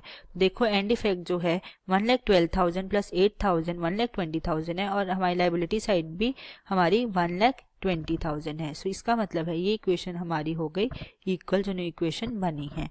ठीक है, अब चलते हैं हम अपनी थर्ड ट्रांजेक्शन की तरफ। वो कहती है कि परचेज गुड्स फॉर कैश। हमने परचेजेस की हैं, किस में की हैं, कैश में की हैं। इसका मतलब कैश में हमने पेमेंट की होगी। कैश में पेमेंट की है, किस अमाउंट से की है, 50,000 के अमाउंट से की है। मतलब 50,000 से हमारा कैश क्या हो गया, डिक्रीज हो गया। अब परचेज किए गुड्स, परचेज के गोडाउन में गुड्स आए, मतलब स्टॉक इंक्रीज हुआ हमारा। स्टॉक का अकाउंट ये है, ये जो थर्ड नंबर पे ट्रांजेक्शन है, जो थर्ड ये है, ये हमारा है स्टॉक, ये टाइपराइटर का है और ये है हमारा स्टॉक का। तो स्टॉक के अकाउंट के अंदर हम कर देंगे ऐड अपने 50,000। ठीक है, क्योंकि हमारा स्टॉक 50,000 से गोडाउन में इंक्रीज हो गया है। ठीक है, आई होप सो ये समझ आ गई होगी ट्रांजेक्शन। बाकी ट्रांजेक्शन, इस ट्रांजेक्शन का बाकी आइटम्स के ऊपर अभी कोई इफेक्ट नहीं है। ठीक है, तो चलिए देखते हैं। ये ट्रांजेक्शन का इंडिविजुअल इफेक्ट तो आ रहा है सेम, यहाँ पे भी नील आ रहा है, लायबिलिटी साइड पे भी नील आ रहा है, लेकिन इक्वेशन देखते हैं हमारी क्या प्रिपेयर होती है, क्या वो इक्वल आती है या नहीं आती है। तो ये है अब हमारी न्यू इक्वेशन, यहाँ लिखेंगे न्यू इक्वेशन। हमारा कैश डिक्रीज हुआ है 50,000 से, क्योंकि हमने गोडाउन में गुड्स लाए हैं, परचेजेस की हैं, कैश में की हैं। तो हमारे हाथ में अब कैश रह गया है सिर्फ 62,000 का, और हमारा टाइपराइटर है, एसेट है, वो 8000 का है, और गोडाउन में स्टॉक कितना है, 50,000 का है। अब ये अकाउंट ओपन नहीं हुआ है, ये अकाउंट भी ओपन नहीं हुआ है, और हमारी जो कैपिटल है वो है 1,20,000 की हमारे ऊपर ऑब्लिगेशन है ऑनर को वापस करने की। अब देखो 62,000 प्लस 8,000 क्या होता है हमारा 70,000, 70,000 प्लस 50,000 होता है हमारा 1,20,000, और उस साइड भी हमारा है 1,20,000। इसका मतलब है हमने बिल्कुल सही इक्वेशन जो है प्रिपेयर की है, हमने फैक्ट जो है बिल्कुल करेक्ट डाला है। तो चलिए चलते हैं अपनी नेक्स्ट ट्रांजेक्शन की तरफ और उसका देखते हैं कि क्या इफेक्ट होगा हमारी ट्रांजेक्शन के ऊपर, अकाउंटिंग इक्वेशन के ऊपर। सो वो है परचेज गुड्स ऑन क्रेडिट। ऊपर हमने परचेजेस की थी, किस में की थी, कैश में की थी। यहाँ भी हमने परचेजेस की हैं, गुड्स की हैं। इसका मतलब स्टॉक क्या हुआ है, पहले तो इंक्रीज हुआ है। तो किस अमाउंट से हमने परचेजेस की हैं, 40,000 के अमाउंट से। तो 40,000 के अमाउंट से हमारा जो स्टॉक है वो हो गया इंक्रीज। ठीक है, ये तो हो गया सही। नेक्स्ट हमारी ट्रांजेक्शन का एक इफेक्ट आएगा, क्रेडिट पे परचेजेस किया, मतलब हमने कहा कि हमें फ्यूचर में आपको पेमेंट अपने सप्लायर्स को कर देंगे। ठीक है, नियर बाय फ्यूचर में। ये क्या होगी, हमारे ऊपर ऑब्लिगेशन होगी, हमारी बिजनेस की रिस्पॉन्सिबिलिटी होगी फ्यूचर में पेमेंट करने की। तो इसके हम लायबिलिटी के अंडर एक हेड ओपन करेंगे, सब हेड, जिसका नाम होगा हमारा क्रेडिटर्स। ठीक है, क्रेडिटर्स अकाउंट, क्योंकि हमने फ्यूचर में पेमेंट करनी है, डेफिनेटली हमारी लायबिलिटी जो है इंक्रीज हो रही है, और उस लायबिलिटी का नाम है क्रेडिटर्स। किस अमाउंट से इंक्रीज हो रही है, वो 40,000 के अमाउंट से हमारी लायबिलिटी इंक्रीज हो रही है क्रेडिटर्स के नाम से, जिनको हमने फ्यूचर में जो है पेमेंट करनी है। बाकी इस ट्रांजेक्शन का कोई इफेक्ट नहीं है किसी भी अकाउंट के ऊपर। ठीक है, अब आप देखो इंडिविजुअल इफेक्ट जो है सेम आ रहा है। एसेट साइड पे प्लस 40,000 है और यहाँ पे भी प्लस 40,000 है लायबिलिटी साइड पे भी। अब देखते हैं हमारा ओवरऑल इफेक्ट क्या आ रहा है और हमारी न्यू इक्वेशन जो है वो क्या प्रिपेयर हो रही है। ठीक है, तो हमारी न्यू इक्वेशन जो है वो आ रही है यहाँ पर, अगर हम लिखें न्यू इक्वेशन, सिंस हमारा कैश के ऊपर कोई इफेक्ट नहीं है तो कैश हमारा रहेगा 62,000 का ही, टाइपराइटर पे भी कोई नहीं है, वो रहेगा 8,000 का ही एसेट। हमारी जो है स्टॉक जो है इंक्रीज हुआ है 40,000 से, क्रेडिट पे परचेजेस की हैं, वो हो गया हमारा 90,000 का। ठीक है, इस ट्रांजेक्शन का अभी ये ओपन नहीं हुआ है अकाउंट, और ये हमारे क्रेडिटर्स इंक्रीज हो गए जिनको हमने फ्यूचर में पेमेंट करनी है 40,000 के। ठीक है, और ये जो है हमारी कैपिटल है जो हमने नियर बाय फ्यूचर में अपने ऑनर को वापस करनी है, वो है 1,20,000 की कैपिटल है जो हमने ऑनर को वापस करनी है। ये हमारे ऊपर ऑब्लिगेशन है। आई होप सो अगर देखा जाए ये इक्वेशन में मैच करती है। 62,000 प्लस 8,000 होता है हमारा 70,000, 70,000 प्लस 90,000 आती है हमारी 1,60,000। ठीक है, और इधर भी देखा जाए 1,20,000 प्लस 40,000 होती है हमारी 1,60,000। ठीक है, तो ये होगी हमारी मैच इक्वेशन, मतलब हमारी न्यू इक्वेशन भी जो बिल्कुल सही प्रिपेयर हुई है।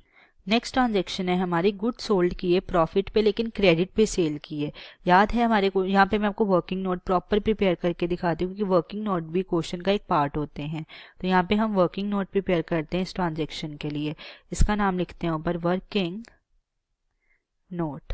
ठीक है, ये हमारी है क्रेडिट सेल्स के लिए, ये हमने क्रेडिट सेल्स की हैं। ठीक है, हमारे गोडाउन से कितने के गुड्स गए, हमारा सीपी था कितने का, कॉस्ट प्राइस 60,000 का, मतलब स्टॉक हमारा डिक्रीज हुआ है किस अमाउंट से, 60,000 के अमाउंट से स्टॉक डिक्रीज हुआ है। ठीक है, सेल हमने किए हैं वो गोडाउन से निकाले हुए गुड्स 80,000 पे, 80,000 पे सेल किए हैं ना हमने, लेकिन ये किस पे किए हैं, क्रेडिट सेल की हैं, ये हमने क्रेडिट सेल्स की हैं। ठीक है, ये हमारा सेलिंग प्राइस है लेकिन हमने क्रेडिट सेल की है और हमें उम्मीद है हमें फ्यूचर में पेमेंट करेंगे। तो एसेट्स क्या होते हैं जो हमें फ्यूचर में पेमेंट मिलेगी, उम्मीद है, ठीक है, फ्यूचर में बेनिफिट मिलेगा, उस वैल्यू को कहते हैं हम एसेट्स। तो ये हुए हमारे एसेट्स जिसका नाम होगा डेटर्स। तो डेटर्स होंगे हमारे इंक्रीज किस अमाउंट से, 80,000 के अमाउंट से। तो इनका डिफरेंस है वो आएगा हमारा प्रॉफिट, मतलब हमने प्रॉफिट पे सेल किए हैं। कितने प्रॉफिट पे सेल किए हैं, 20,000 के।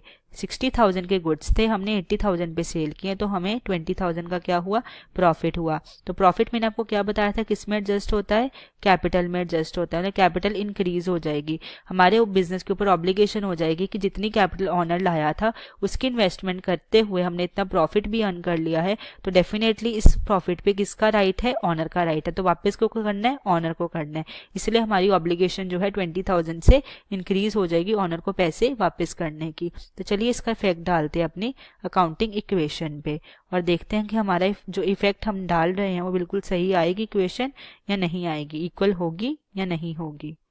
तो ये 90,000 के स्टॉक है, इसमें से कितने निकले हमारे गोडाउन से, सिर्फ 60,000 के, जो सेलिंग प्राइस कॉस्ट प्राइस है। ठीक है, कॉस्ट प्राइस कितना है हमारा, 60,000। हमने 60,000 इसलिए माइनस किया है क्योंकि गोडाउन से 60,000 के गए हैं, वो हमारी मर्जी हमने कितने पे सेल करने हैं। ठीक है, तो इसका मतलब जो कॉस्ट प्राइस है वही अमाउंट हम माइनस करेंगे, किसमें से, अपने गोडाउन में से जो स्टॉक है निकला है उसमें से माइनस करेंगे। ठीक है, तो ये हुआ हमारा सीपी। हमारा ये क्रेडिट पे सेल किए हैं, तो क्रेडिट मतलब कि हमें फ्यूचर में उम्मीद है वापस करेंगे, तो वो क्या हो गए, हमारे एसेट्स हो गए। एसेट्स का नाम है डेटर्स, तो यहाँ पे एक हेड ओपन करेंगे हम, एसेट्स के हेड के अंदर एक सब हेड आएगा हमारे डेटर्स के नाम से, और डेटर्स का अकाउंट अब ओपन हो जाएगा किस अमाउंट से, वो अमाउंट है जो हमने सेलिंग प्राइस रखा है, वो है, हमें उम्मीद है कि वो हमें 80,000 रुपीज देंगे, जो हमने डिसाइड किया है, जो हमारा सेलिंग प्राइस है। तो हमें प्रॉफिट कितने का हुआ है, इस पे 80,000 माइनस 60,000 हुआ है 20,000 का प्रॉफिट। तो प्रॉफिट किस में ऐड होगा, कैपिटल में ऐड होगा हमारा 20,000 का प्रॉफिट। ठीक है, इसका रीजन ये है कि ये हक बनता है हमारे ऑनर का प्रॉफिट लेने का, क्योंकि उसी की कैपिटल को इन्वेस्ट करते हुए हमारा बिजनेस जो है ग्रो कर रहा है, प्रॉफिट अर्न कर रहा है। ठीक है, बाकी इस ट्रांजेक्शन का किसी के ऊपर कोई इफेक्ट नहीं है। ठीक है, कोई इफेक्ट नहीं है, तो इसका मतलब ये हुआ अभी इसका इफेक्ट नलीफाई है बाकी ट्रांजेक्शन के ऊपर।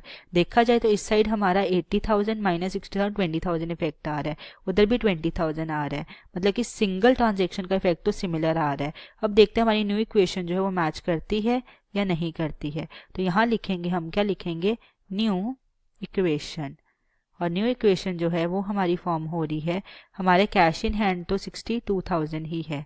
ठीक है, कैश इन हैंड क्या है हमारा, 62,000 ही है, और बाकी जो है टाइपराइटर जो है वो हमारा है 8,000 का, तो वो भी हमारा, उसमें कोई भी एडिशन नहीं हुई है, सो वो यहाँ पे लिख देंगे 8,000 का। ठीक है, स्टॉक में से 60,000 गया, 90,000 के स्टॉक थे और हमारा 60,000 जो है हमने सेल कर दिया है, जो कॉस्ट प्राइस है, तो कितने रह गए, हमारा स्टॉक रह गया 30,000 का इन हैंड। ठीक है, उधर हमारे डेटर्स भी ओपन हो गए हैं, जो हमें उम्मीद है फ्यूचर में हमें पेमेंट करेंगे, कितनी, 80,000 की। ठीक है, वो हो गए ओपन। अब अगला है हमारा, नेक्स्ट है हमारा क्रेडिटर्स का। क्रेडिटर्स हमने जो फ्यूचर में पेमेंट करनी है वो है 40,000 के क्रेडिटर्स। ठीक है, वो हो गए 40,000 के क्रेडिट, और जो ऑनर को वापस करना है, हमारे बिजनेस पे ऑब्लिगेशन है, वो इंक्रीज हो गई है 20,000 से, जो प्रॉफिट की अमाउंट भी अब देनी है उन्हें, सो वो हो गए हमारे 1,40,000 से हमारी कैपिटल जो है वो इंक्रीज हो गई है। ठीक है, 1,40,000 प्लस 40,000 कितना होता है, 1,80,000। ठीक है, और इस साइड भी देखो 62,000 प्लस 8,000 होता है 70,000, 70,000 प्लस 30,000 होता है हमारा 1 लाख, 1 लाख प्लस 80,000 होता है 1,80,000। इसका मतलब हुआ ये इक्वेशन भी हमारी हो गई इक्वल, मतलब कि ये ट्रांजेक्शन हमने बिल्कुल सही इफेक्ट डाला है इस ट्रांजेक्शन का भी। ठीक है, अब हम चलते हैं अपनी अगली ट्रांजेक्शन के ऊपर। पे किया हमने rent and salaries in cash, ये क्या है, हमारी रेवेन्यू नेचर की आइटम है, और रेवेन्यू नेचर की आइटम क्या है, एक्सपेंसेस हैं, और किस में एडजस्ट होंगे, कैपिटल में एडजस्ट होंगे। कैपिटल में एडजस्टमेंट इनकी इसीलिए होगी क्योंकि नेट इफेक्ट जो है पीएनएल अकाउंट का, जो रेवेन्यू नेचर की सारी आइटम्स होती हैं, चाहे वो रिसीट्स हो चाहे वो एक्सपेंसेस हो, उनके सारे इफेक्ट आता है हमारे कैपिटल पे, चाहे नेट प्रॉफिट हो चाहे नेट लॉस हो। ठीक है, इसका मतलब है कि इंडिविजुअल इफेक्ट भी कैपिटल नेचर की आइटम्स का किस पे आएगा, हमारी एक्सपेंसेस का किस पे आएगा, हमारी कैपिटल पे आएगा। एक्सपेंसेस हैं तो क्या होंगे, माइनस होंगे। किस अमाउंट के एक्सपेंसेस थे, एक ये हमारे जो रेंट था वो था 1,500 का, और सैलरीज थी हमारी 2,000 की, तो टोटल इफेक्ट कितना हुआ, -1,500 माइनस 2,000 हमने कैपिटल में से किया। ठीक है, कैश में पेमेंट की है, डेफिनेटली किस में की होगी, कैश में की होगी हमने। इसका मतलब है हमारा कैश भी उसी अमाउंट से क्या होगा, डिक्रीज होगा। किस अमाउंट से, 1500 के अमाउंट से जो रेंट पे किया है और 2000 के अमाउंट से जो सैलरीज पे की हैं। बाकी किसी ट्रांजेक्शन के ऊपर इनका जो है इफेक्ट नहीं है, तो इसका मतलब है इनके ऊपर नलिफाइड इफेक्ट है। ठीक है, इसका मतलब इंडिविजुअल इफेक्ट तो दोनों साइड पे क्या आ रहा है, इक्वल आ रहा है अभी। और देखते हैं हमारी फाइनल न्यू इक्वेशन जो बनती है वो इक्वल आती है या नहीं आती है। तो न्यू इक्वेशन जो प्रिपेयर होगी वो होगी हमारी, कैश जो है हमारा 3500 से डिक्रीज हो जाएगा। ये 1500 प्लस 2000 होता है 3500। 3500 से जब डिक्रीज होगा हमारा कैश तो वो आएगी अमाउंट 58500, मीन्स 58,500 हमारी कैश की अमाउंट आएगी। और टाइप राइटर रहेगा 8000 का ही, और 30,000 का हमारा स्टॉक हमारे गोडाउन में है, और 80,000 के हमारे डेटर्स हैं जो हमें पता है फ्यूचर में हमें उम्मीद है पेमेंट करेंगे, और ये 40,000 के क्रेडिटर्स हैं जो हमें पे करने हैं अपने, किसको, आउटसाइडर्स को, हमारे ऊपर ऑब्लिगेशन है। और हमारी जो अब कैपिटल रहेगी, हमारे ऊपर जो ऑब्लिगेशन रहेगी है पेमेंट करने की अपनी ऑनर को, वो रह गई है सिर्फ 1,36,500 की। कितनी, 1,36,500 की रह गई है सिर्फ हमारी ऑब्लिगेशन पेमेंट करने की। तो यहाँ पर लिख देंगे हम 1,35,600 की, नहीं 1,36,500 की अमाउंट जो है हमने करनी है रिटर्न अपने ऑनर को। तो ये होगी हमारी अकाउंटिंग इक्वेशन इक्वल, रब करो 80,000 प्लस 30,000 प्लस 8,000 प्लस 58,500, वो इक्वल आएगा हमारे 40,000 प्लस 1,36,500 के। मैं दोबारा से 1,36,500 अच्छे से लिख देती हूँ सो दैट आपको समझ आ जाए कि ये 1,36,500 लिखा है, 1,36,500। ठीक है, आई होप सो आपको क्लियर हो गया होगा कि ये अमाउंट हमारी जो है न्यू इक्वेशन की ये भी इक्वल आ रही है। नेक्स्ट है हमारी ट्रांजैक्शन, वो कहती है कमीशन रिसीव की है हमने। ये क्या, ये भी रेवेन्यू नेचर की आइटम है लेकिन ये है इनकम। रिसीव की है डेफिनेटली क्या है, हमारी इनकम है। सो ये क्या हुई हमारी, किस में होंगी एडजस्ट, कैपिटल में एडजस्ट होंगी। क्यों, क्योंकि हमारी सारी रेवेन्यू नेचर की आइटम कैपिटल में एडजस्ट होती है, क्योंकि पीएनएल का नेट इफेक्ट जो है कैपिटल में एडजस्ट होता है। तो वो हमें कितने की रिसीव हुई है, हमारी 800 की हमें इनकम हुई है। सो ये होगी 800 इधर ऐड हो जाएगा। ठीक है, और रिसीव हुई है डेफिनेटली कैश में हुई होगी, तो कैश भी क्या हो जाएगा हमारा 800 से इंक्रीज हो जाएगा। ठीक है, जैसे इंक्रीज हुआ बाकी ट्रांजेक्शन के ऊपर इसका कोई इफेक्ट नहीं है। तो अगर देखा जाए इंडिविजुअल इफेक्ट तो इसका इक्वल आ रहा है। और बनाते हैं हम अपनी न्यू इक्वेशन और देखते हैं क्या न्यू इक्वेशन जो है वो हमारी इक्वल आती है या नहीं आती है। ठीक है, तो न्यू इक्वेशन जो बनी है हमारा, सिंस कैश जो है वो इंक्रीज हुआ है 800 से, तो हमारा कैश इन हैंड अब आ गया है 59,300, 59300, 59,300 से 8,000 से हमारा टाइपराइटर है, 30,000 से हमारे स्टॉक हैं गोडाउन में, 80,000 से हमारे डेटर्स हैं जो उम्मीद है देंगे हमें पैसे, और 40,000 से हमें पेमेंट करनी है आउटसाइडर्स को, ऑब्लिगेशन है क्रेडिटर्स को पेमेंट करने की। और कैपिटल हमारी है 800 से इंक्रीज हुई है जो कैपिटल, तो उसकी अमाउंट आ गई है हमारी 1,37,300 से हमारी जो है कैपिटल आ गई है। ठीक है, 1,37,300 से हमारी क्या आ गई है, कैपिटल। कैपिटल क्या है, हमने ऑनर को, हमारे ऊपर ऑब्लिगेशन है कि हमने इतनी पेमेंट जो है करनी है अपने ऑनर को अब। ठीक है, तो ये हो गई हमारी accounting equation equal 59,300 plus 8,000 plus 30,000 plus 80,000, ये इक्वल आएगा हमारे 40,000 प्लस 1,37,300 के। ठीक है, तो चलिए देखते हैं हमारी लास्ट ट्रांजेक्शन का इफेक्ट क्या आता है, फिर बनेगी हमारी फाइनल इक्वेशन और उसके थ्रू हम बनाएंगे अपना वो बैलेंस शीट। ठीक है, सो लास्ट ट्रांजेक्शन कहती है withdraw cash for private use. एक तो कैश विड्रॉ किया है, सो सबसे पहले कैश के ऊपर इफेक्ट आएगा। विड्रॉ किया है किस अमाउंट से, 5,000 के अमाउंट से, तो कैश क्या हो गया, डिक्रीज हो गया हमारा 5000 से। नेक्स्ट इफेक्ट आएगा प्राइवेट यूज़ के लिए किया है, पर्सनल यूज़ के लिए किया है, इसका इफेक्ट आएगा कैपिटल पे। और मैंने कंसेप्ट्स में आपको अच्छे समझाया था कि प्राइवेट यूज़ के लिए जो भी हम यूज़ करेगा हमारा ऑनर, डेफिनेटली उसकी कैपिटल में से ही वो डिडक्ट होगा।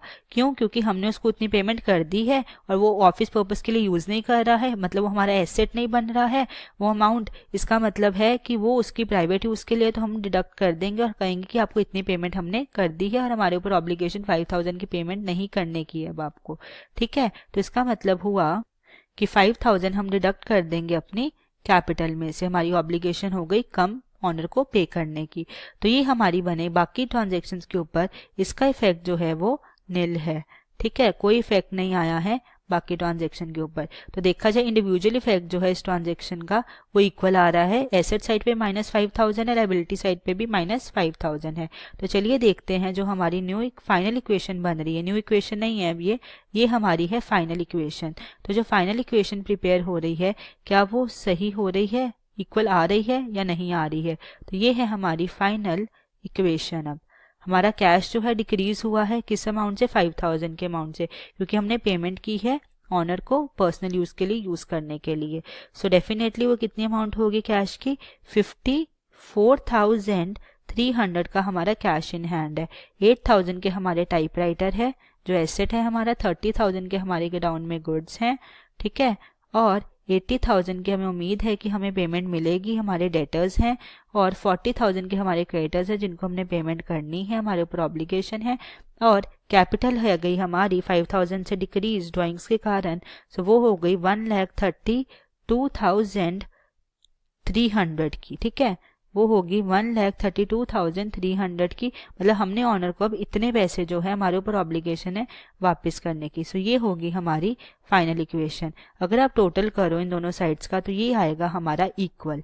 ठीक है, 54,300 प्लस 8,000 प्लस 30,000 प्लस 80,000 का टोटल आता है 1,72,300 और 40,000 प्लस 1,32,300 का भी टोटल आता है 1,72,300। तो ये होगी हमारी अकाउंटिंग इक्वेशन, क्या हो गई? इक्वल हो गई। ठीक है, तो ये थी हमारी फाइनल इक्वेशन जो हमने हर ट्रांजेक्शन को एडजस्ट करते हुए बनाई है। ठीक है, एक बार मैं आपको प्रीव्यू दिखा देती हूँ इसका भी, सो दैट आपको समझ आ जाए कि इसको प्रिपेयर जो है हमने किस तरह से करना है। ये प्रॉपर टेबल है हमारी अकाउंटिंग इक्वेशन का।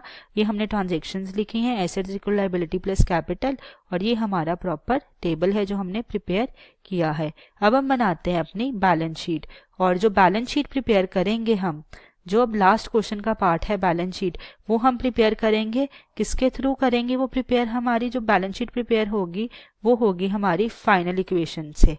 ठीक है, फाइनल इक्वेशन को यूज करते हुए अपनी बैलेंस शीट को प्रिपेयर करेंगे। तो चलिए बनाते हैं अपने क्वेश्चन का थर्ड पार्ट है ये हमारी जो है balance sheet.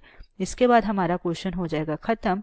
And I hope so आपको इन डिटेल अच्छे समझ आ रहा होगा कि ये बैलेंस शीट हम जो प्रिपेयर करने लगे हैं ये फाइनल इक्वेशन से ही करने लगे हैं। तो ये बैलेंस शीट जो प्रिपेयर करेंगे, पहले लिखेंगे बैलेंस शीट ऑफ राजा राम। ठीक है, ऑफ जिसकी है उसकी लिखेंगे राजा राम की है, सो डेफिनेटली वो लिखेंगे। फिर उसके बाद लिखेंगे एज ऑन, सिंस डेट नहीं हमें दी हुई, नहीं तो अगर 31 मार्च होती है या 31 दिसंबर होती है, क्योंकि दो ही हमारे अकाउंटिंग ईयर्स होते हैं, फाइनेंशियल ईयर्स होते हैं। ठीक है, तो इसका मतलब ये हुआ कि हमें डेट नहीं गिवन है तो यहाँ पे हम ना डेट लिखते। ठीक है, ये होती है, इस तरह से हमारी बैलेंस शीट होती है। ये हो रही है हमारी अमाउंट कॉलम, ये है हमारी एसेट साइड, ये है हमारी एसेट्स, ये है हमारे अमाउंट। अमाउंट रुपीज में होते हैं तो ब्रैकेट में रुपीज लिखेंगे। ठीक है, ये है हमारी लायबिलिटी, तो लायबिलिटीज लिखेंगे। एंड कैपिटल, कैपिटल साइड है तो इसलिए लायबिलिटीज एंड कैपिटल। यहाँ लिखेंगे अमाउंट और ये होती है रुपीज में तो ब्रैकेट में लिखेंगे रुपीज। ठीक है, अब हम बनाते हैं अपनी बैलेंस शीट। सबसे पहले हम लिखते हैं सारे एसेट्स को। एसेट्स क्या थे हमारे? फाइनल इक्वेशन में कैश था। कैश था कितने अमाउंट से था हमारा? 54,300 के अमाउंट से था। 54,300 के अमाउंट से कैश था। फिर हमने एक टाइपराइटर परचेज किया था तो वो भी हमारा क्या था? एसेट था। किस अमाउंट से था वो? 8,000 की अमाउंट से था। हमारा स्टॉक कितना रह गया था गोडाउन में? जब हमने सेल परचेज करके सारा एडजस्ट किया था तो स्टॉक रह गया था हमारा सिर्फ 30,000 का, और हमें उम्मीद थी हमने जो सेल की हैं वो हमें पैसे देंगे वापस प्रॉफिट पे। वो हमारे डेटर्स थे, कितने अमाउंट के डेटर्स थे, वो हमारे 80,000 के डेटर्स थे जिनको हमने सेल किया था, क्रेडिट सेल। अब चलते हैं अपनी लाइबिलिटी साइड पे। लाइबिलिटी में था हमारी कैपिटल जो हमने पे करनी थी ऑनर को वापस, वो आ रही है 1,32,300। 1,32,300 की हमारी कैपिटल है जो हमने हमारे ऊपर बिजनेस के ऊपर ऑब्लिगेशन है वापस करने की, किसको, ऑनर को। नेक्स्ट हमारी आ रही है क्रेडिटर्स कि हमने इनको पेमेंट करनी है नियर बाय फ्यूचर में जिनसे हमने क्रेडिट परचेजेस की हैं। तो क्रेडिटर्स कितने हैं हमारे, 40,000 के क्रेडिटर्स हैं। ठीक है, अब देखो इन दोनों का टोटल जो है बिल्कुल सेम आएगा। इसका टोटल और इसका टोटल वो मैंने आपको ऊपर भी बता दी है अमाउंट, वो आएगा हमारा 1,72,300 का।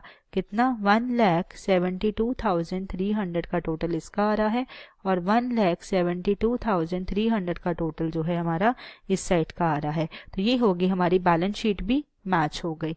इसका मतलब है हमने जो क्वेश्चन किया है वो बिल्कुल करेक्ट किया है।